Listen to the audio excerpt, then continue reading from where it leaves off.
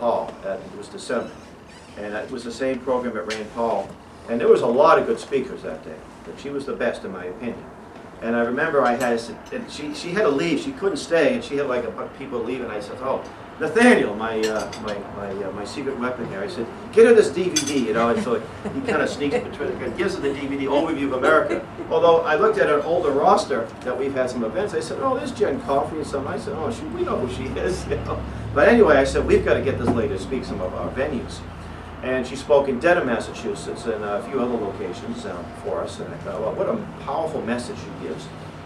And then when I emailed her Prudence Wright, some of you who are into history, local history, Prudence Wright was the first lady that actually got paid to serve in the War for Independence, Revolutionary War.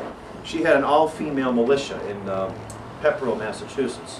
So I went on the site where she captured a British patrol, and she turned over the papers to what? The Committees of Safety, by the way, that she caught from these British.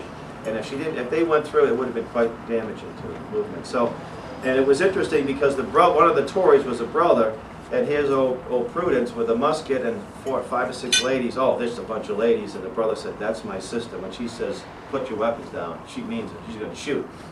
So I thought, I know a lot of ladies that are modern day Prudence Wrights, a few in this room here, maybe all in this room. So I emailed the video I did to Jenn, and she got back to me and she said, "Would you like to advertise in the book that I'm about to publish?" And I got back to her, I says, "Well, why can't we publish it? Camp Constitution." So we co-published. She has Inkbow Press. I had to come up with something. Elkinbow Press. By the way, I wrote the introduction to it, and there's a couple of errors. And I looked at the original, and I had an English major to check it out, and I won't mention the person's name. And so it can't be our fault. It must be. This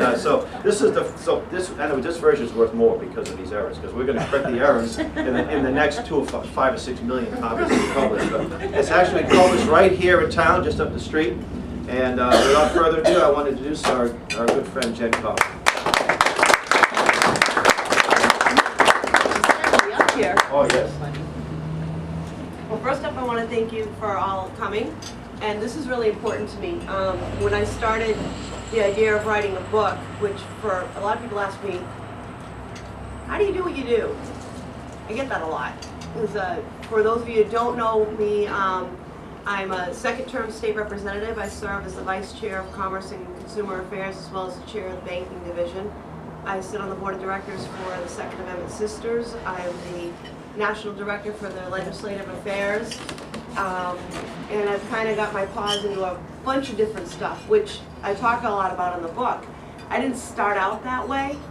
And the reason for writing the book and the reason that I hope to spread the message is to show people that I started out the average person who wasn't politically active. I knew about as much as politics as the ABC News Network showed me, and as much as I saw on a newspaper, and that was it. I wasn't involved, and I wasn't in any way, shape, or form an activist. I'm not fond of that term, I'll tell you why. And I thought it was important to show people that anybody is capable of doing exactly what I'm doing, and more. And I believe that all of the people that step up and do that can have a tremendous amount of power, because I've seen it work. I'm excited to do this, most especially because of the camp. It's so important that we teach our youth what their rights are, what the Constitution is, why it's important. How are they ever going to know if a right's being violated? They don't have any idea what a right is. If you don't know you have a right to free speech and somebody tells you to sit down and be quiet, and that's what you've been taught to do, you're going to sit down and be quiet. If you don't know that you have a right to your privacy, and somebody walks up and says, "Show me your school bag," what's the kid going to do? Show them the school bag. Because they've been taught to sit down, be quiet, and obey. And I've seen it, and I fought against it with my own son. When we've run into that, because he goes to public school, much to a lot of people's surprise, it was his personal choice. We did talk about homeschooling, and we have done a combination of homeschooling. But he wanted to be in the public school environment because he wanted to be able to deal with the other side. And he's done well doing that. But it's essential that we teach our kids what we know. And sometimes it can't come from us. because typical kids, mom and dad can talk all they want to. I've talked about it, my husband's talked about it, my son's heard about it for years. But you know what made a difference for my son when he was about 12? Ron Paul. First time he heard Ron Paul speak, my kid comes to me and goes, geez, you know, he said this. You know, of course, mom in the back of my mind is going, yeah, I said that too.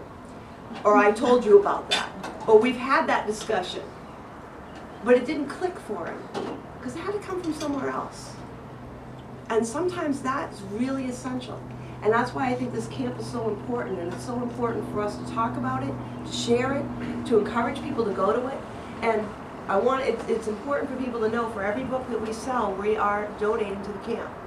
And that money is going to go to pay for scholarships. I want to continue that. I want to make sure that no child who ever wants to come to that camp is ever turned away because of money. No child left behind. There you go. Our version. The reason behind writing the book is to share what brought me here. How did I get to be a state rep? How did I get involved? And why do I say being an activist is a bad word? And I know a lot of people kind of get thrown off from that. In the book I talk about a lot of things, how I grew into this. But one of the things that was really poignant for me, one of the things that really got me excited was the Second Amendment. And that came from a background of being somebody who was very, very opposed of having guns in the house. That surprises a lot of people. They think I'm all about the Second Amendment, which I am, but I wasn't. My husband and I will be celebrating our 20th wedding anniversary this July. I'm very proud to say. But many moons ago, when my son was first born, back in 1993, he had a firearm. I said we didn't need one in the house. I said we shouldn't have one in the house. It's dangerous. We have a kid. Why do we have a gun in the house? This is crazy. What if he touches it? Because, you know, I believed everything I saw on TV. If I touch it, it's going to blow up. If you drop it off the table, it's going to blow up. And you buy into what you see. And what does everybody see in America? I was the average American citizen. I had the 2-week memory. What I saw on TV, I believed. What I saw in the news, I believed. 2 weeks later, I forgot all about it. Pretty typical, actually. Because what do? We're wrapped up in our own lives. Work, family, work. Pretty typical. We lived on a main street. We had a nice little apartment, quaint, you know, just little tiny apartment, baby. We were determined, mind you, that we were going to be the ones to raise our son. And that came from a feeling of being blessed. We weren't supposed to have it. Modern medicine said we couldn't. God said, got another idea. Good for God. And we were blessed with our son. So I was a really overprotective mother. That kid couldn't get out of my sight. Actually, he barely can still get out of my sight, and he's 17. So having the gun in the house to me was a threat to my son. And I love my husband. We weren't big on arguing, but boy, would we have blowouts over that firearm. It was a 22, by the way. We would literally argue. Get it out of the house. No, we should have a gun in the house. You don't understand. I understand that it might hurt the son. It's not going to hurt our kid. He's not going to touch it, and I'm going to teach him firearm safety. No, we shouldn't have a gun in the house. This is crazy. And we would go back and forth. We would literally get in arguments. We'd stop talking to each other for a couple hours because we didn't want to say anything bad to each other. That's our rule. When we get mad at each other, we don't talk. Then we'll get back to it. So we never have those big blowouts. We lived on this main drag. It was pretty convenient. We had one car. We worked opposite shifts. So I'd go to work at 7 in the morning. We'd put the baby in the car, drive me to work. 3:30, roll around. He'd meet me in the parking lot, give a peck. He'd go in. We worked at the same place. He'd go in. I'd go home with the baby. And if I was lucky, he'd get a ride home. If not, I'd go back out at 11 o'clock at night with the baby, pick him up. But our son was always with the parent. That was very important to us. Across the street, I had a convenient post office. I had a convenient, it was like a CVS type store, but it was great because they sold diapers. I loved it because it was inevitable that I would have the day that I went, I thought I had more than this. I could run across the street and get diapers. And there was a little bar. And it was never a big deal. They didn't play loud music or anything like that. we really weren't bothered by it. So one night, my son's probably about 8 months old, my husband's at work, it's about 10 o'clock at night, I'm sitting in the living room watching TV, baby's in the crib sleeping. I hear two really loud male voices right outside my door. Obviously drunk. You can tell by the slurring, you can tell by the swearing. I snuck over there, peeking through the peek hole, and I see these two guys outside the door. One of them decided my front door was a great place for him to go to the bathroom, which really grossed me out. I'm like, this is bad. This is awful. So I call the cops. That's what you do, right? Call the cops. I get these two drunk guys out front of my door. Can you make them come and go away? Okay. Cops show up. Guys moving along. You disturbing the peace. Cop car pulls away. Problem solved, right? As soon as the cop car's out of sight, here come the two guys. Now they're mad. Now they're actually banging on the door. They're banging on the side of the room. I'm gonna get whoever called the effing cops on me. Yeah, and they're screaming. Every bone in my body started to shake. I'd never been more terrified. Baby's in the crib. What do? I'm looking. The front door's right where the guys are. Can I climb out the window? How do I do it without making noise and attracting them with the baby? I had no idea. For that moment, I froze. And they're getting louder, and they're banging, and the window's shaking. They're gonna break the window. I did something in that moment that if you had talked to me the day before, I would have told you you were nuts. I went in the closet, I got the gun, I knew how to use it, I just didn't like it. I loaded it, had it in front of my lap, in front of that door. I did pick the phone back up, but not before making sure I was ready. And I called the cops. The woman on the phone could hear the screaming. She can hear the guys yelling, she can hear them swearing, she can hear them bang. I can hear them, she says. I'm saying, where are they? The cops were just here. How far can you go? In that moment, it felt like an eternity. It probably wasn't. It was probably just a few minutes. But for me, it was forever. For me, the only thing stopping them from hurting me or my son was that gun that I said shouldn't be in the house. And I'll tell you, it's something else that dawned on me when I thought about this event later on. I felt the need to tell the 911 operator that I had the gun and that I had a permit for it. I felt obligated to tell them that I had permission from the government to defend my life, to defend my son. I never realized it at that moment. When I think about it in hindsight, talk about being indoctrinated. Talk about being taught how to obey. I had the need to let them know I had their permission. You should never have to ask permission to defend my life, or to defend my son, or to defend my property. That is my God-given right I was born with. Nobody granted it to me, nobody gave it to me, but I didn't know that then. So I told her, I've got a permit, and I've got this, we're coming back, she says. I can hear them. Where are they? Cops finally came back. Lights are flashing, the two guys take off. I'm looking through the window, I'm directing them where the cops where to go. I can see the guys run right across the street, hid behind a tree. This time, the cops took them away. This time, I wasn't the next day's news story. Found dead, assaulted, missing child. But how many times have you heard that? How many stories have we seen? Home invasion, right here in our own state. Guy drives a truck into a restaurant, kills 25 people, right in front of everybody else. Just gets out. Ruby's Cafe, Texas. Virginia Tech. All because people were legislated out of their rights to defend themselves. Were legislated out of the rights to protect their own children. Nobody should ever have to even think about that. That changed my mind. That moment in time is what taught me I was wrong. Is what taught me my husband had been very right. Not only was he right, but it was time for him to take me to the range and teach me how to use the firearms properly and acquire more. learn how to defend myself, learn how to defend my son. That nobody should ever put that kind of fear in me again, that I wasn't sure I knew how to use the gun properly. For all I know, the safety could have been on, because I wasn't as skilled as I am now. I'm lucky, but I don't want anybody else who ever hears my voice or hears that story to ever be the unlucky one. The one that's in the news, the one that's been murdered, the one that's been raped, the one that's lost their child.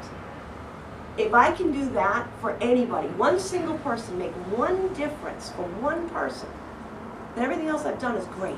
I've completely succeeded in my mind's eye, which is why I want to share the story and share a lot of other things that have happened.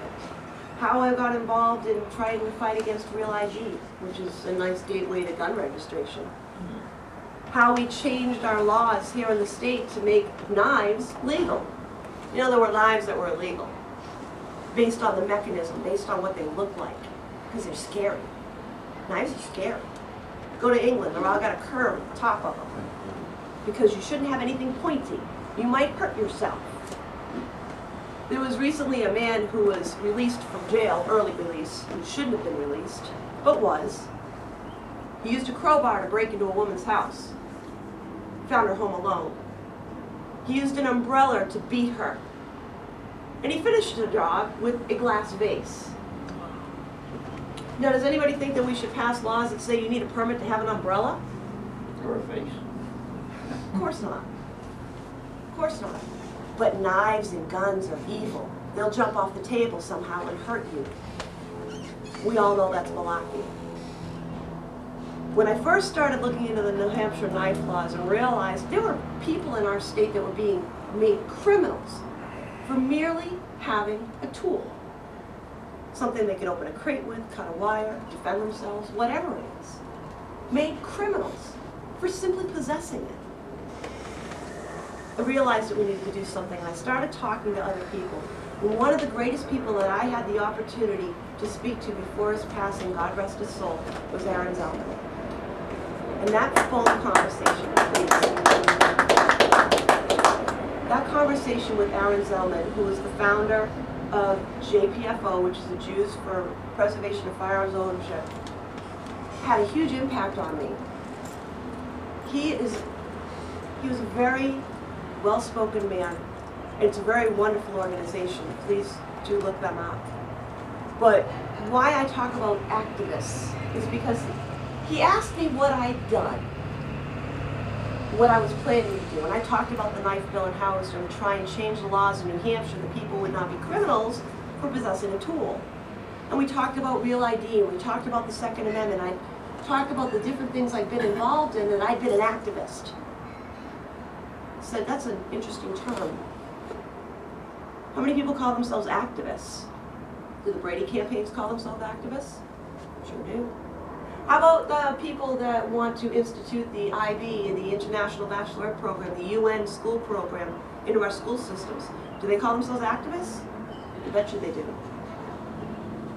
Bottom line, the people that are fighting on the other side of everything that you believe in call themselves the same things you do. And that made a difference to me. And he told me, Jen, what you should be is a Bill of Rights. What we stand for is the Bill of Rights, is it not?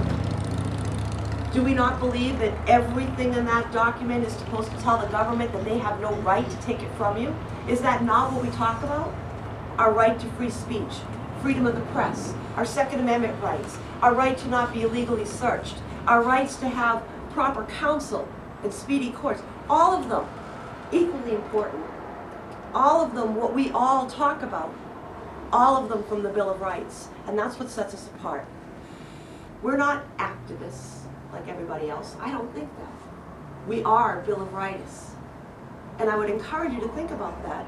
And I would encourage you to think about separating yourselves from that thought, from those that will work exactly the opposite of you. Why should you be called what they are? And it sounds semantical, but I think it's important, because I think when you look at somebody and you tell them you're a Bill of Rightist, they want to know what that is. Think about that. They want to know what that is. They should know what it is. They should be one. And that's your opening to teach them why.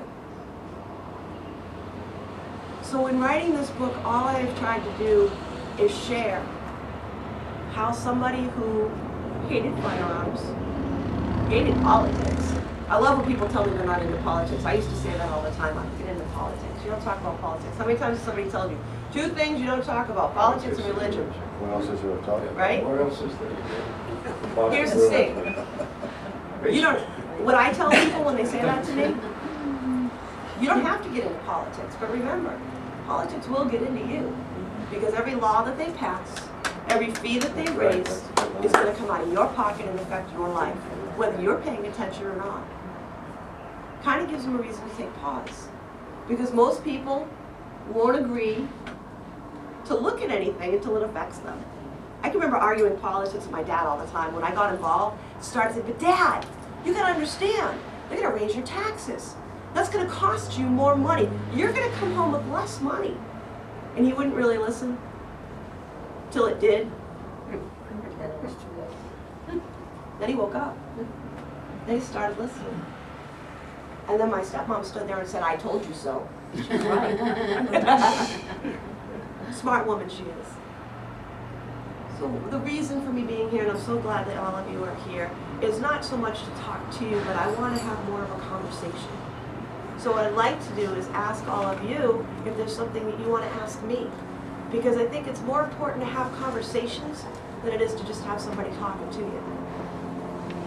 Yeah, Jen, first of all, what you just said about if you don't get into politics, politics will get into you, that really resonates. Because, you know, years ago, I don't know, if I should stand up a minute. Can you introduce yourself? Jack Kenny. You're a celebrity here. Years ago, there was a Russian comedian, very, very funny guy, Yakov Smirnoff, I believe was his name. He said the difference between the United States and the Soviet Union, where he was from. He said, in the United States, everybody's looking for a party. He said, in the Soviet Union, the party is looking for you. and that, you know, just to respond to what you were saying about the police, and they should have taken those 2 characters away from your door the first time they came. But my godchild, who just had her 2nd baby, is thinking about getting a gun because one time when she was home alone with her first child, there was a noise downstairs, and she called the police, and the police came, and they wanted her to come downstairs and meet them at the front door or on the sidewalk in front of her house. It's like, this is crazy. You know, there could be somebody in my house, I don't know, somebody waiting in the bushes. You know? And then when she did that, they weren't even in front of her house. They were like 4 doors down. So, you know, she has this saying, she said, you know, when the need is a matter of seconds, the police are minutes away. Or if the need is minutes away, the police might be half an hour away. So what you say is very true. You can't, and I'm glad that you got involved, and I'm glad you told us about the downside of that word activist, because yeah, a lot of people, if you say activist, they think left wing. So, and I hope you stay in politics. Hope you run for higher office. I'd love to see you run against Gene Shaheen. I encourage people to, if you're interested in firearms, especially young ladies or older ladies, come see the Second Amendment Sisters. We have a blast. We actually have No pun intended? Okay, no pun intended.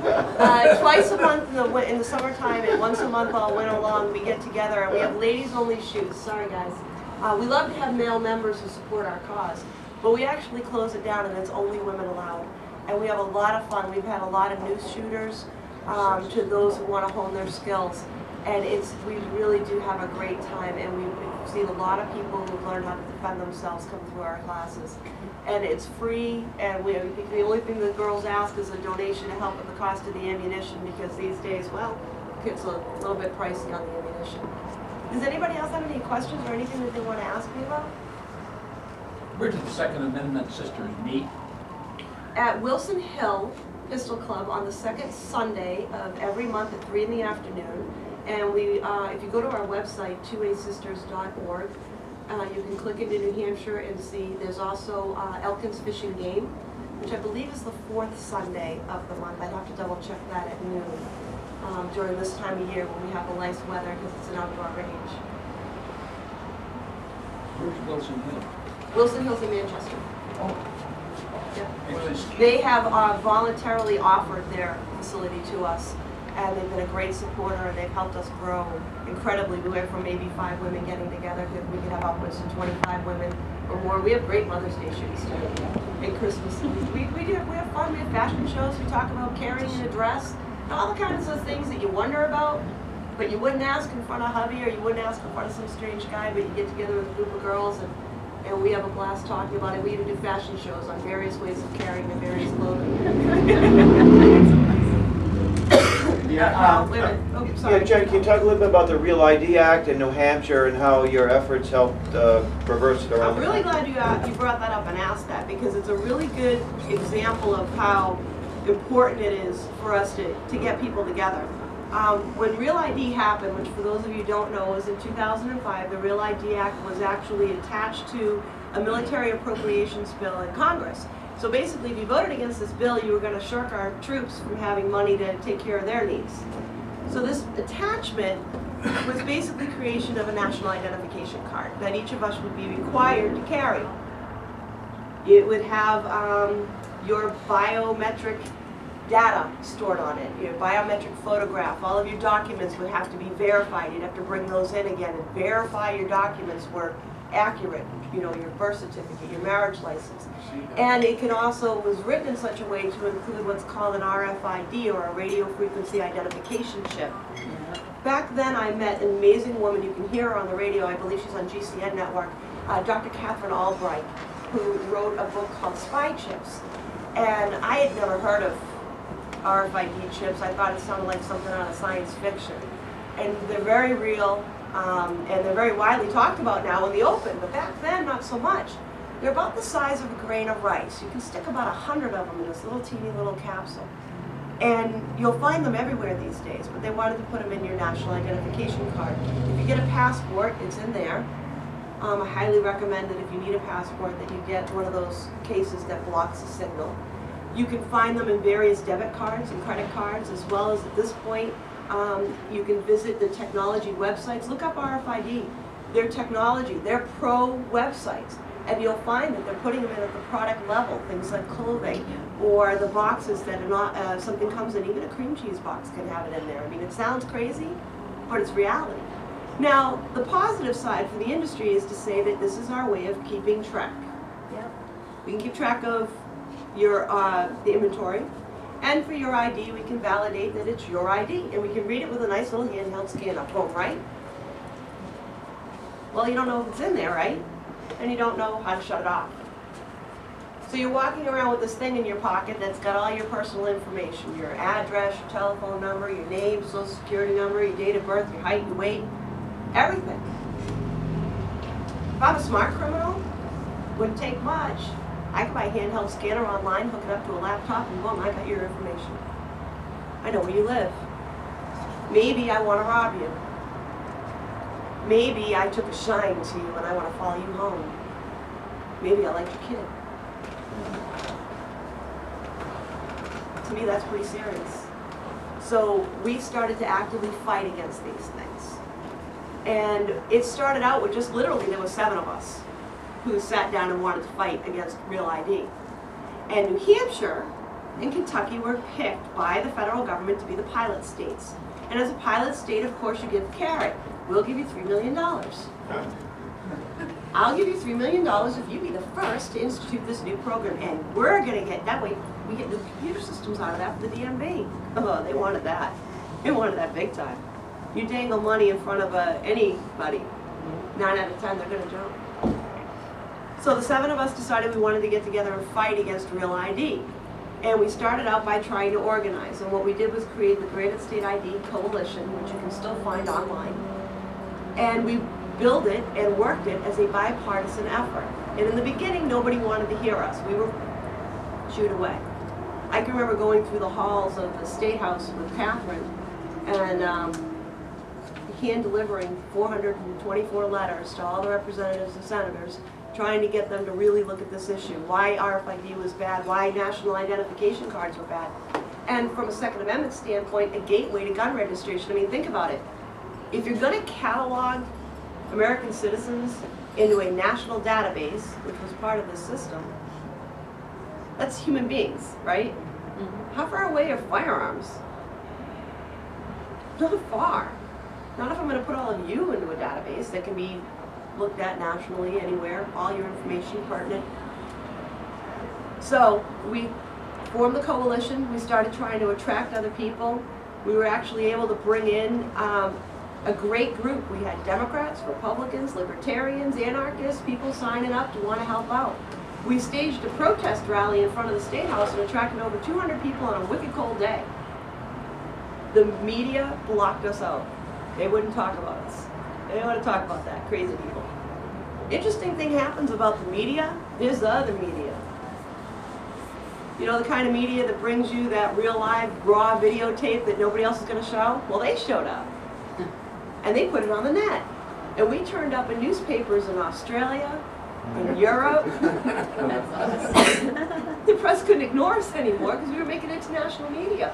So it started to get more attention. And the next thing you know, and this was the best, I had the Cato Institute and the New Hampshire ACLU at the same press conference together, united against National Real ID.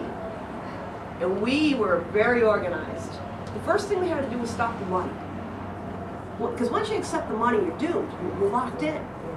So every time the fiscal committee was meeting, there was a group of us. We'd organize. We had a schedule.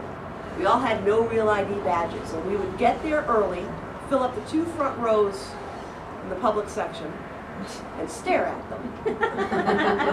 And if I could only be there till 2 o'clock, but you could be there at 2, you'd come take my place. You'd come in and relieve me, take my seat, and they were stuck all day long staring at 2 rows full of people going, no real ID. We wouldn't go away. Excuse me.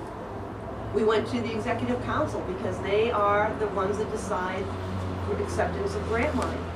And we talked to them consistently. And we finally won and were able to stop the money. Well, it changed the whole perspective. Now, I'll tell you, the first bill we put in, that we got our legislator to put in for us to say no real ID, failed. In the Senate, they killed it. Passed the House overwhelmingly, Senate killed it. We didn't give up. We kept increasing our numbers. We kept increasing the pressure. We made sure that everybody was hearing from us. They were getting letters, they were getting phone calls, they were getting emails. We didn't let the issue die. And we found a representative, it was Neil Clark, to introduce a second bill. And I gotta tell you, I'm almost kind of happy that it happened that way because I really like the second bill. The second bill is the one that actually became law. And it literally said that real ID was repugnant to the New Hampshire Constitution. Amen. That was the best. So in a way, I'm kind of glad that we ended up with the second bill because I love that language. And we started a national firestorm. Because we started it here, well, the next thing you know, there was another state. Then they introduced legislation. And another state. And another state. And bottom line, we had about 7 states total that passed bills that said no real ID here. And another 20 that sent resolutions to Congress saying, we don't want it. The program is still not 100% in place today. Every time you look, the feds are consistently extending the deadline because we created enough trouble. But you gotta always watch and keep an eye, because the next thing that happened was they introduced the PASS Act.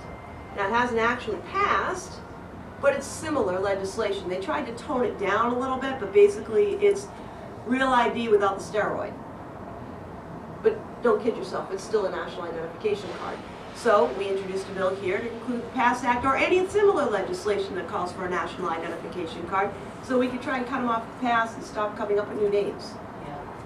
And we've done that here in New Hampshire. We've stood up and we've made a difference from our little state.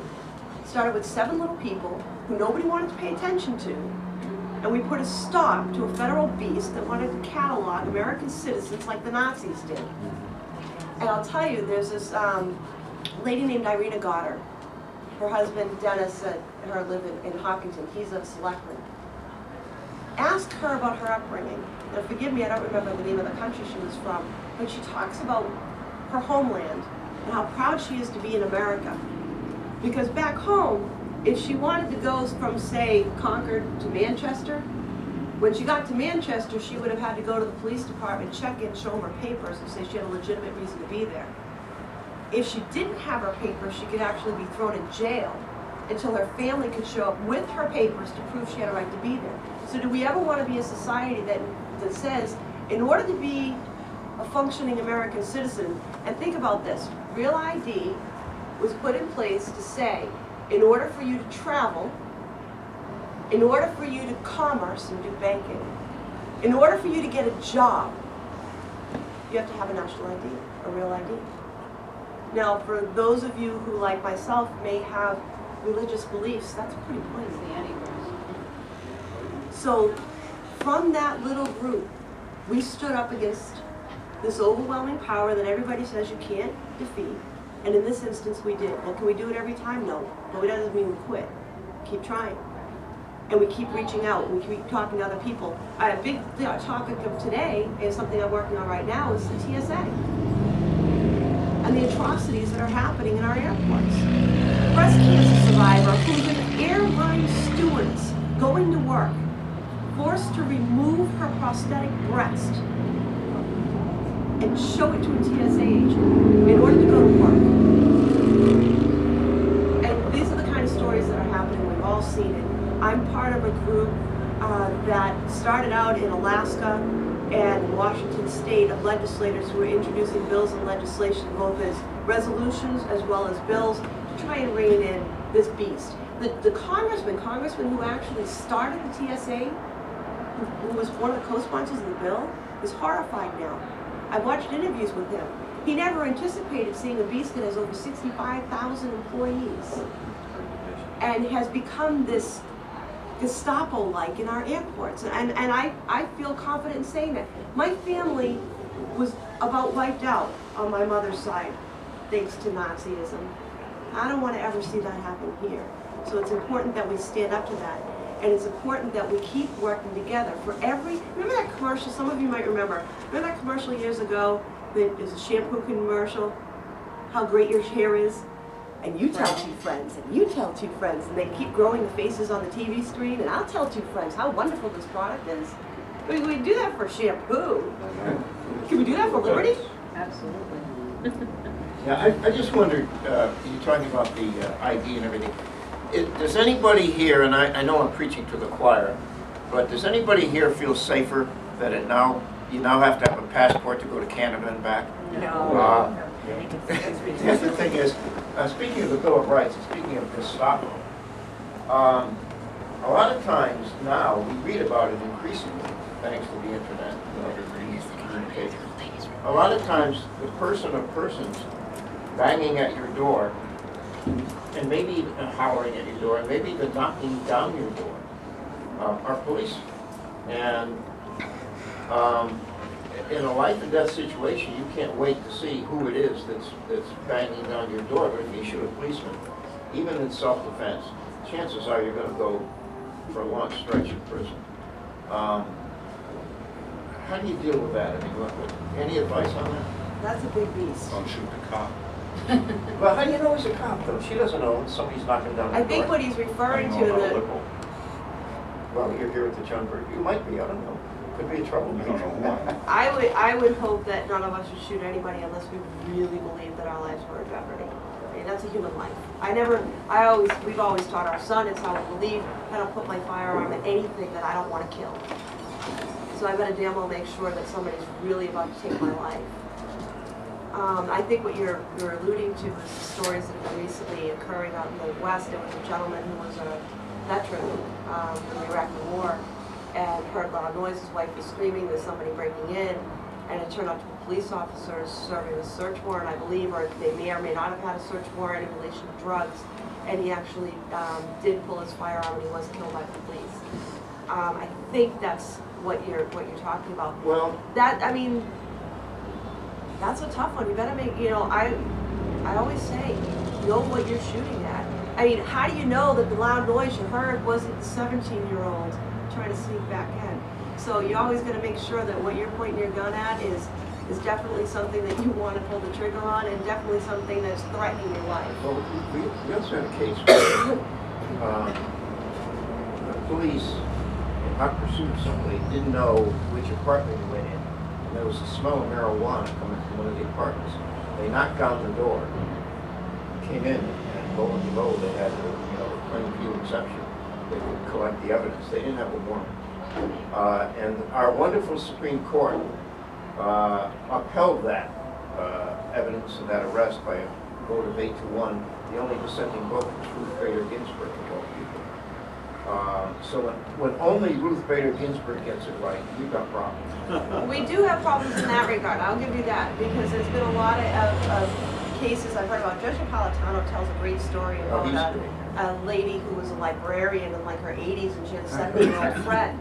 And the 80-year-old librarian got served with federal papers I think it was to release library records. Yeah. And she was told she was not allowed to tell anybody. She couldn't even have an attorney. She had to consent to these searches. And she immediately turned around to her 70-year-old friend and said, "Look at this!" So they arrested them both because she was violating the Patriot Act rules that allowed them to write their own warrants and serve them and tell you you're not allowed to have counsel, you're not allowed to tell anybody, you're not allowed to talk about it. They subsequently dismissed the charges against both of these elderly ladies, and I believe they did so to prevent setting a precedent, because I don't think there's a judge out there that can legitimately look at the situation and say, I gotta find you guilty. I mean, it boggles the mind. They didn't want the challenge to go to the Supreme Court, that's why. Which is why they dropped the charges, yeah. Okay, we'll take one more question, and then we'll wrap things up. Jen will be around to autograph her book, because everyone's going to buy at least one copy. Maybe you give one to a friend and tell another friend about it. Inside the book, there's a lot of great information about Camp Constitution. Please do share that with other people. I'd love to see that camp so full and so booked that a lot of young minds are helped and taught all the important things they need to remember. But thank you, everybody, for coming.